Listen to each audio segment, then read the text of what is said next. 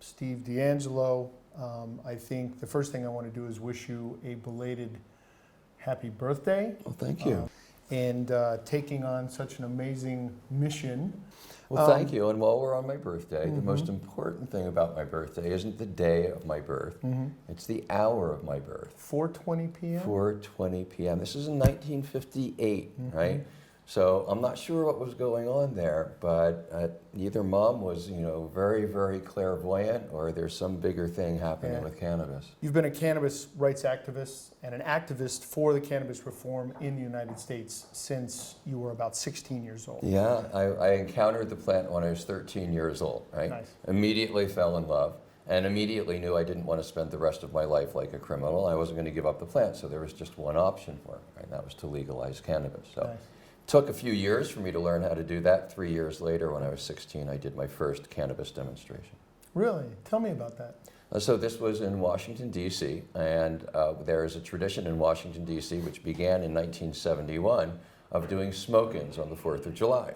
The idea being to demonstrate the futility of cannabis prohibition by gathering cannabis consumers in a public place all together and consuming publicly. And most often when we did that, there were 0 arrests.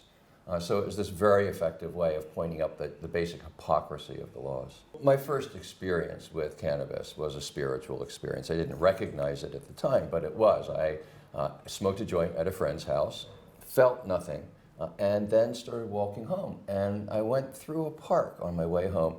I'm a 13-year-old boy, okay? A park doesn't mean anything to me. It's just something that I run through when I'm going to someplace else. But this day, I start walking through the park, and I notice these amazing things I had never noticed before. I feel the sun on the back of my neck. I look up, and I see that light filtering through the trees and through the leaves, right? And then I notice that there are leaves, dried leaves, crunching underneath my feet, and I can smell them. And then I hear this gurgling of a creek, and it's the water, and then I think about the sweat on the back of my neck from the sun, and I'm like, wow. This is all one thing, and I'm like connected to it in this very intimate way. Right. So I didn't recognize that as a spiritual experience at the time. Looking backwards, it certainly was. Well, it was a process of education. When I was first introduced to the plant, I didn't really know anything about it, except what the media and I had heard, right?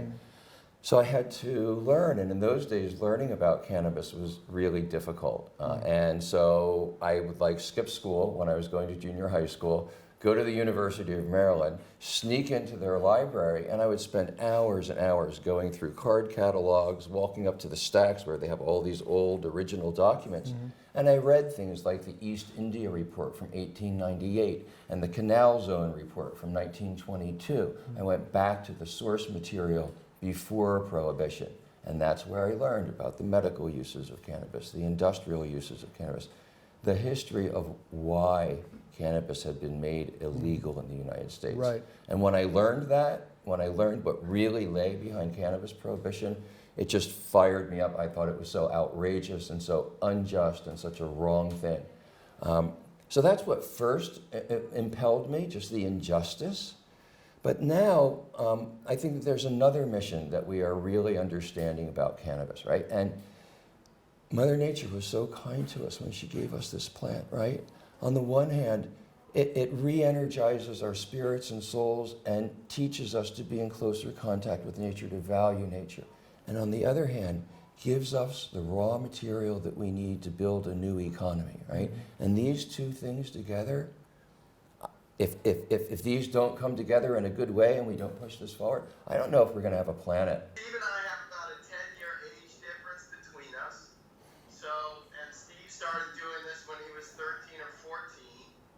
That made me about 3 or 4 when all of this started. So one could say I was born into this somewhat because I was just a little baby, barely out of diapers when Steve sold his first bag of weed. And that's really when all this started.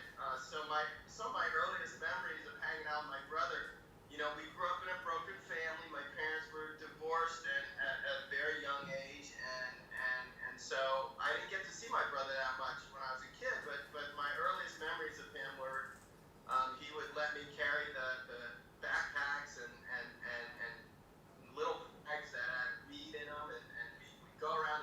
places and meet all kinds of interesting, creative, freaky people. And, those are my earliest memories. I got to sort of run with my brother as he did that very early work in the 70s and 80s, and that was how me and my brother spent time together. The love that Andrew and I have is informed by losing our middle brother, to whom we were very close, and so we are not ever going to lose each other, right? That was a promise we made to each other a long, long time ago. And, you know, I contribute to that a little bit. My main contribution is to lead and manage and execute those visions, and it's worked pretty well for us over the years. We've gotten a lot done, and in many ways, we're just getting started. I love it. Thank you very much. I'm going to do one quick thing before we move forward. Can you set this up so we're making sure we're recording with the? I want to make sure we're recording you, because I know he's got his iPhone out there, but just set it up so we can do that. In the meantime, tell us a little bit about how your relationship with your brother has. Tell me a little bit about that, how that has actually expanded your ability to move this mission forward. Mm-hmm. Well, you know, the great thing about having a brother that you've spent so much time with, you're so close to, is that our communication is it's very, very intuitive. So Right. Andrew and I can be in the same room, on other sides of the room, watching a meeting going on, and in one look, just across the room, we can transmit our thoughts to each other perfectly. Right. So, and Andrew said, largely the pattern has been that I get these visions. Sometimes I don't even know where they come from. And when I'm chasing these visions, I'm kind of lightly tethered to the material world. Right. But Andrew is very adept at catching these visions and then starting to figure out how to actually execute on those visions and make them happen. I probably burden him with way more visions than is realistic, but he's just done a brilliant job at catching these things and figuring out how to hammer them together. Maybe elaborate a little bit on that, right? It's just how did that plant give you that leverage to really kind of bring your relationship with your brother full circle?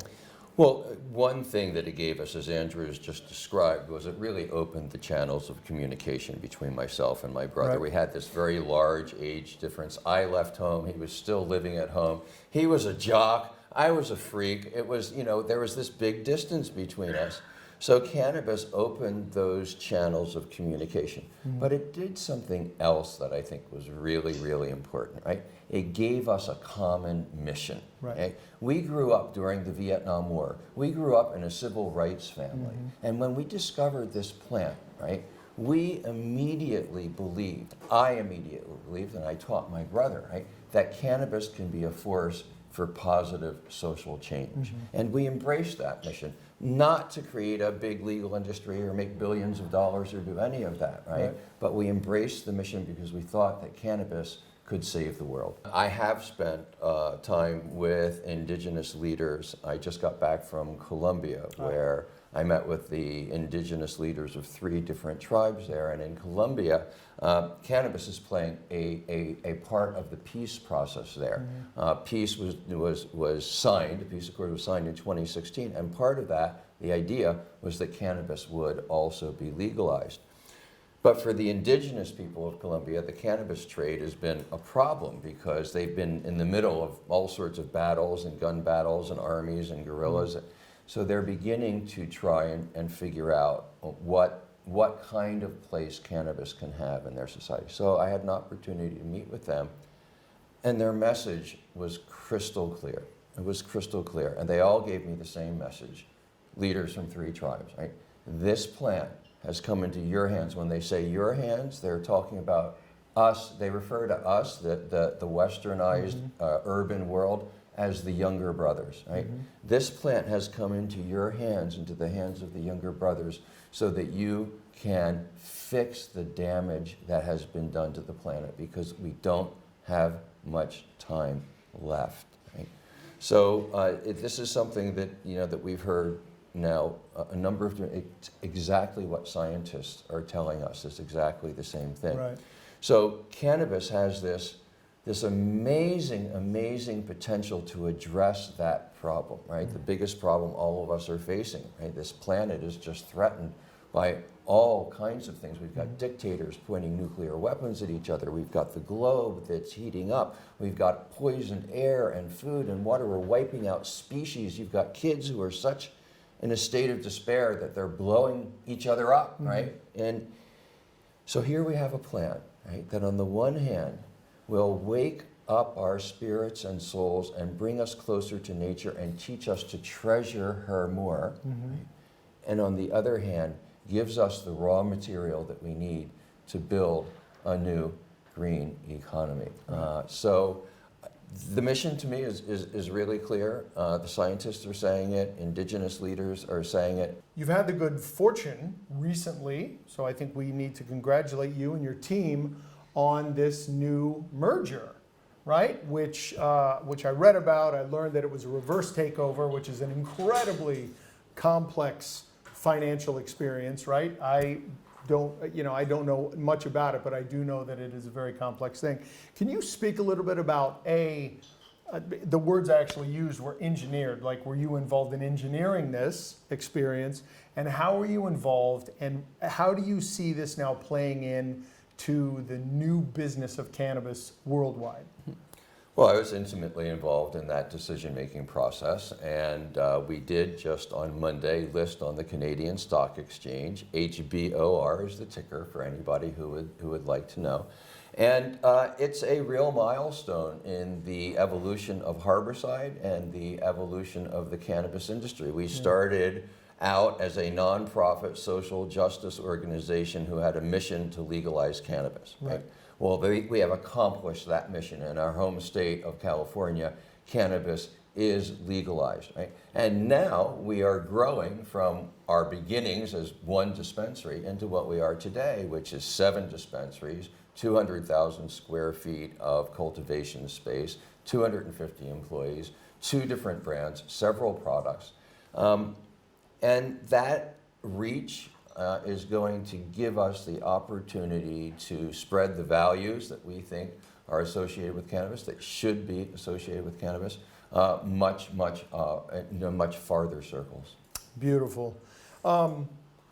Clearly, when you reach a point where you take a company public, right? I mean, it's funny you mentioned that it's on the Canadian Stock Exchange, right? And in reading a little bit about this merger, there is a bit of a tenuous relationship with U.S. stock exchanges. Can you speak a little bit about that and why Canada would be more evolved in this experience than the U.S.? Well, aside from the fact that Canada is this very reasonable, polite, advanced, progressive country, Canada did something very different with cannabis reform than the United States did. In Canada, it came from the federal government, and they had one change of law that applied to the entire nation. And so a lot of the problems that we've seen here in the States, you don't have in Canada. For example, we can't get banking here, right? Because it's not federally legal, but it is federally legal in Canada. So they have banking, and they can get onto the public exchanges. So we are a company, all of our assets and all of our operations are in the United States of America. But for the laws that prohibit us from doing it, we would have listed on the New York Stock Exchange or the NASDAQ. Instead, we were forced to go through this very complex set of transactions to be able to list on the Canadian Stock Exchange. And I love the Canadians. I'm so happy that Canada is there for us and the Canadian Stock Exchange opened, because it gives us the capital that we need to really professionalize this industry.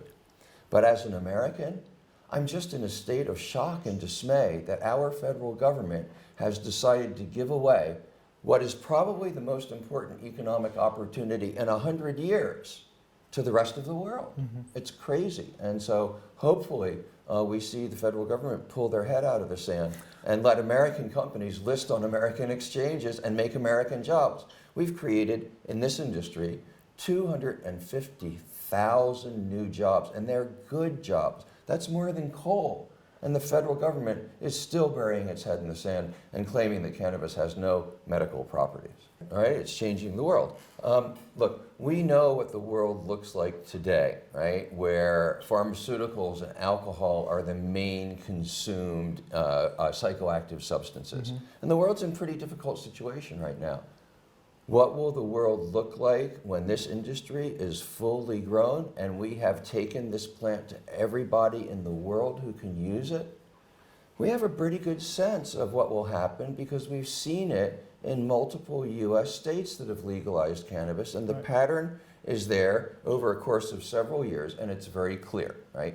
Not only does the sky not fall when you legalize cannabis, it becomes much more blue, okay? Crime drops, alcohol consumption drops, pharmaceutical consumption drops, Medicare and Medicaid reimbursements drop, opioid prescriptions and opioid overdoses drop, domestic violence drops by 40%.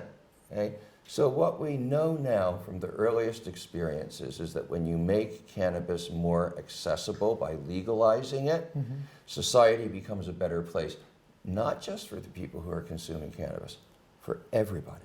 And what we have learned with cannabis is that the whole plant format of cannabis is like 10 times more effective than when you pull the individual little molecules out. Right? So this is an important lesson in general for healthcare and for medicine, right?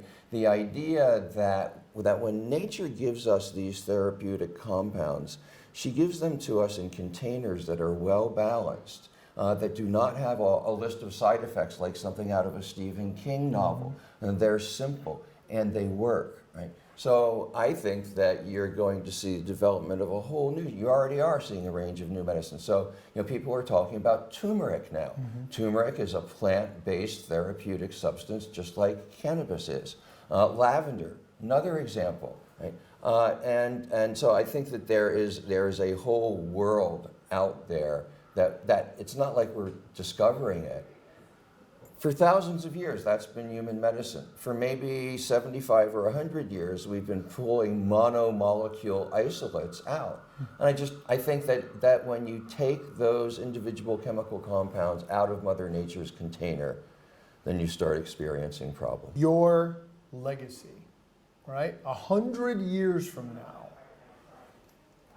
what are people going to remember Steve and Andrew DeAngelo for? What will they remember you for? I don't know if they'll remember us for anything, but I do know that if this vision and this mission is carried through on, there will be a planet for people to think about things ongoing into the future. And if we do not succeed in this mission, that might not happen. Beautiful. Andrew? Two things I hope we have a legacy. One is people remember us as part of a movement that rebranded cannabis a good plant, not a bad plant. I think that's one thing we talk about all the time. It's a good plant, not a bad plant. It's been branded as a bad plant for so long. If we can rebrand it as a good plant, that'll feel really good. I think we're going to get there, maybe even by the time we're old men.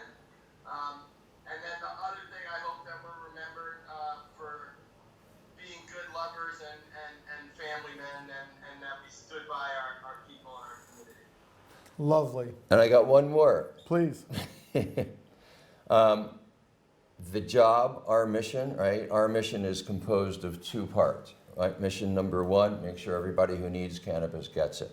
Mission number two, which is equally important, make sure that every single person that is in prison for cannabis now comes home. So if we are known for anything 100 years from now, I would like to be known as the person that got our brothers and sisters out of prison. You have now a legal cannabis industry, billions and billions of dollars are being made, intergenerational wealth is being created, and almost exclusively you've got white men who are reaping the rewards of that, okay? And I don't have any problem with that. I want everybody to prosper with cannabis. I think everybody can prosper with cannabis, but you can't do that and at the same time have tens of thousands, hundreds of thousands of people, mostly black and brown, locked up in prison with their family suffering through life without a breadwinner. Yeah. That has to be fixed.